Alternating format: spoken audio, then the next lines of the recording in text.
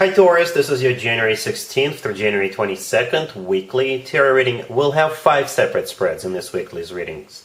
We'll have a spread on new love, a separate spread on love in an existing relationship or marriage. Then I'll do an X spread. We'll also talk about your work, your business, and your finances. And then we'll see what you're not expecting to happen this week. Please like, share, and subscribe to support this channel.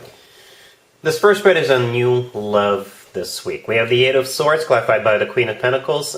We have the Knight of Swords clarified by the Six of Wands. We also have the Chariot in the potential outcome. We have the Lovers with the Ten of Cups and the Empress. And we have the Fool on the bottom of the deck. You could be dealing with an air sign, Gemini, Libra, or Aquarius. We also have Cancer, Aries, and Taurus on the table.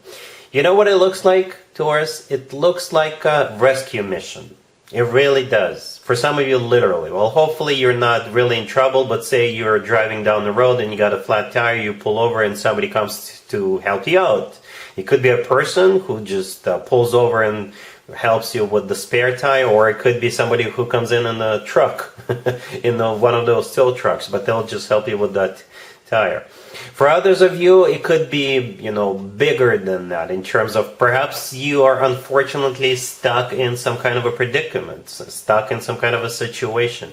And this person comes in to, liberate you, to free you, to rescue you, to help you out. And that's how the two of you will get the show on the road. But this is definitely somebody coming in to, assist you in something. That's what it feels like. I just can't help it.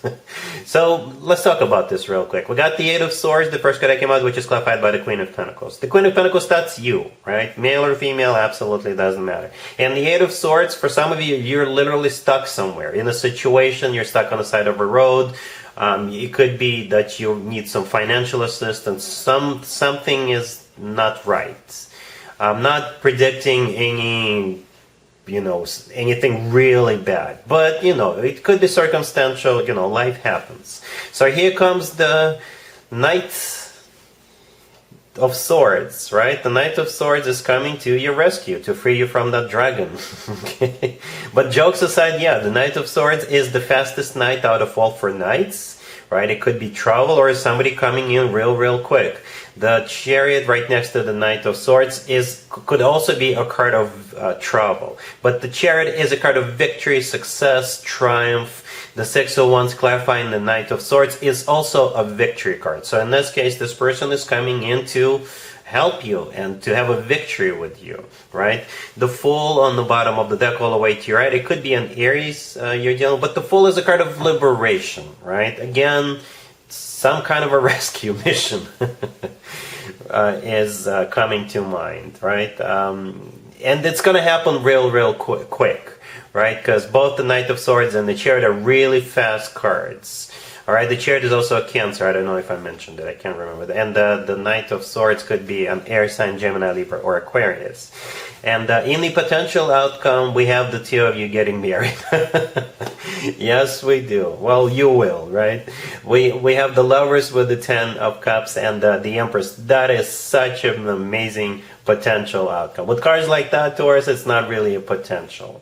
All right, 2 major arcana cards and the Ten of Cups sandwiched in between. Those 2 major arcana cards. The Lovers could be a Gemini you're dealing with. The Lovers is also a card of a choice, so you will have a choice. We all have a free will, right? But at the same time, in my opinion, the Lovers is the best card when it comes to the actual love connection between 2 people. It's a card of a soulmate connection. It's a card of a twin flame connection, if you believe in twin flames. And the Lovers could simply be the love of your life. Alright, so yeah, somebody came to your rescue, rescued you from a dragon, and you fell in love with the knight.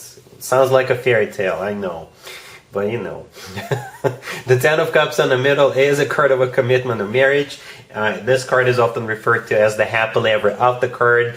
It's one of the best cards when it comes to emotionally fulfilling relationships or marriages. And if having children is still an option for you, the two of you could definitely have children together. Speaking of children, the Empress right next to the deck. I think that's also you in the future together with this person. It's like a status upgrade from the Queen of Pentacles, who is single, to the Empress, who is not so single. Because the Empress often comes through as a future wife or a future significant other figure or a mother figure or both. A wife, significant other, and a mother figure. Okay. Besides that, the Empress is one of the most positive cards in the deck. The Empress is abundance in its purest form. And, in my spreads, the Empress usually shows up as a sign from above, or a stamp of approval, so to speak, from the universe for a connection to move forward. So, yeah, with cards like that, I think you definitely have a commitment coming up with your rescuer, right? Two major Arcana cards and the Ten of Cups. Amazing cards, just amazing cards in that potential outcome. So I'm not even going to do an extended for you. I think you guys got it. Really happy for you, Taurus. Congratulations.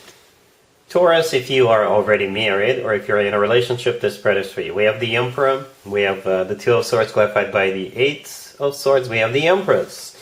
Then in the, resolution or outcome, we have the Ten of Cups, and we have Temperance on the bottom of the deck. This is one interesting spread, Taurus. Okay, we got the Emperor and the Empress in the same spread. This is a husband and wife. Usually, this is divine counter partners.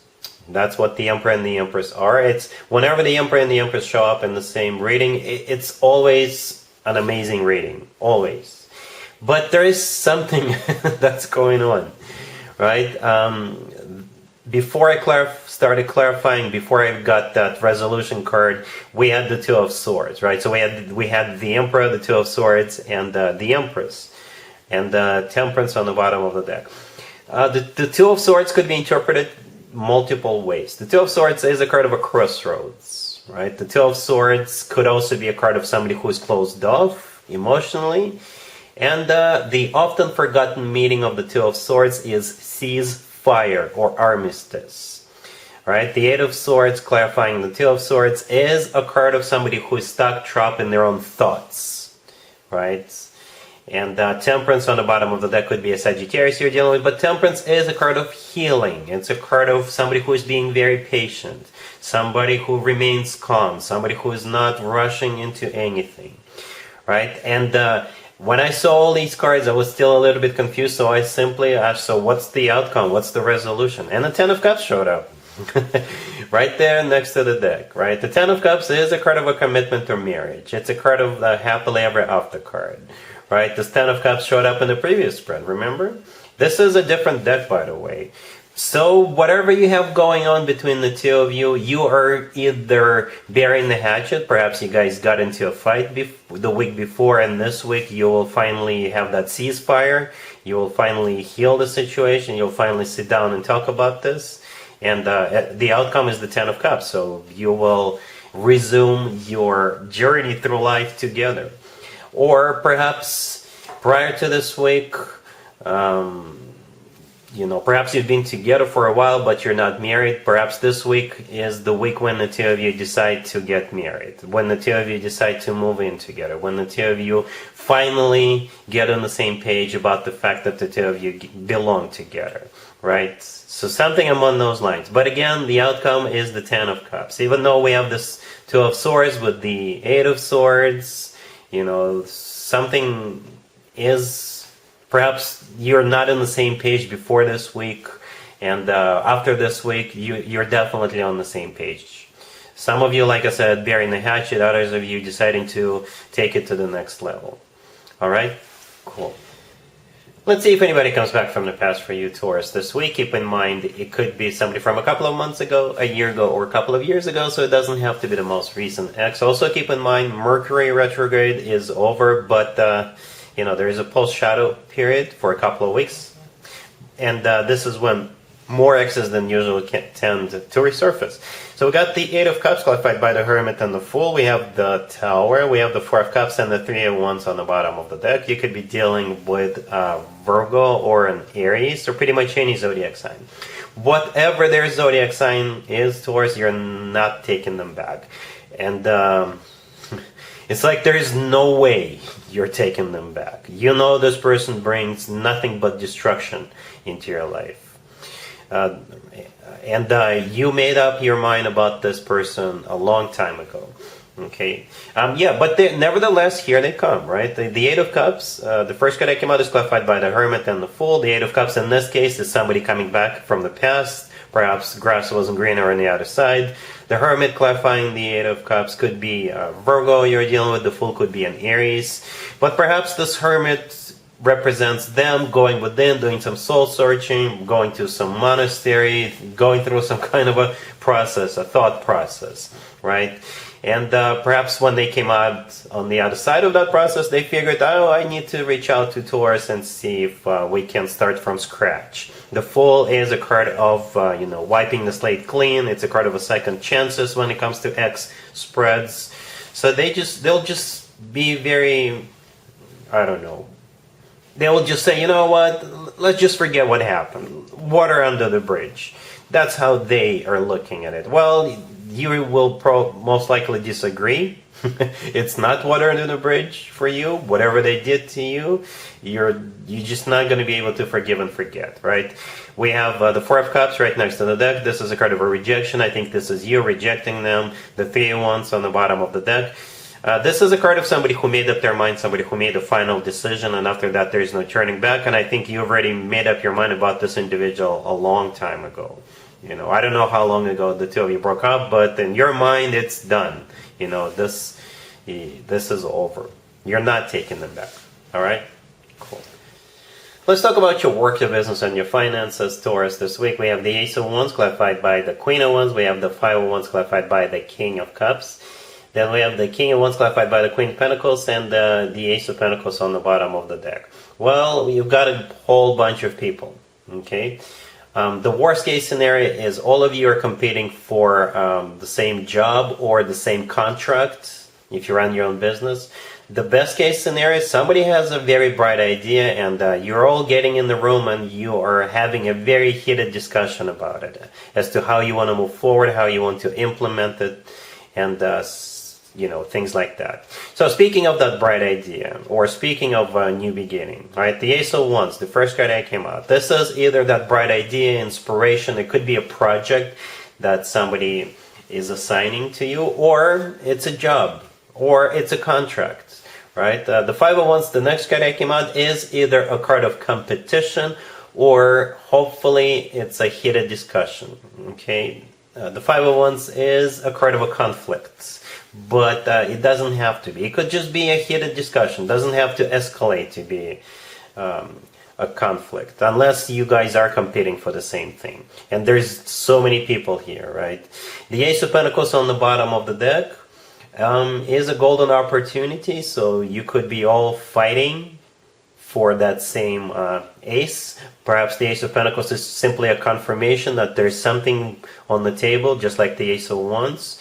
And all of you see this as a golden opportunity, and that's why you're all competing for it. Or hopefully, again, all of you will come on the same. All of you will get on the same page, right? And work out a strategy, work out an implementation timeline, or something like that. Because it is a golden opportunity. It is something that's gonna make you all a lot of money in the future. All right, cool.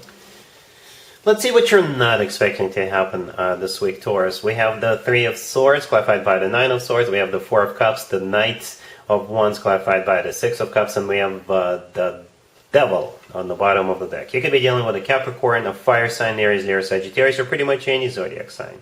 What you're not expecting is yet another person from your past. It could be that same person we saw in the X spread, but it could be another one. Mercury retrograde is a serious thing, right? And it could be somebody else, because that one, the person in the X spread, that person did not stir up so much emotions. This one does. All right. This is definitely a player. All right, so we got the Knight of Wands clarified by the Six of Cups. The Knight of Wands could be a fire sign, Aries, Leo, Sagittarius, but most likely it's a player. The Knight of Wands often comes through as a card of somebody who is hot and cold, somebody who is in and out of your life, somebody who is a playboy, playgirl kind of a character. The Six of Cups clarifying it is a person from the past. The Devil on the bottom of the deck could be a Capricorn you're dealing with, but perhaps with the Devil card is just going to be very, very tempting, even though they broke your heart. But it's still going to be really tough for you to reject this person. It's also a very toxic individual.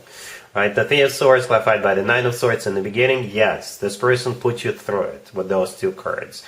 They really did break your heart. The Four of Cups in the middle is a card of a rejection. So I think you will find the strength within you to say no to this person. You're rejecting them. But it's still going to stir up some emotions within you when they show up. Alright, so be careful with them. And unfortunately, I have to end on this note. But, people like that do exist. Alright, so yeah, that's what I have for you, Taurus, for this reading for this week. If this video resonates with you, please like it. Please also share and subscribe. And other than that, Taurus, have an amazing week.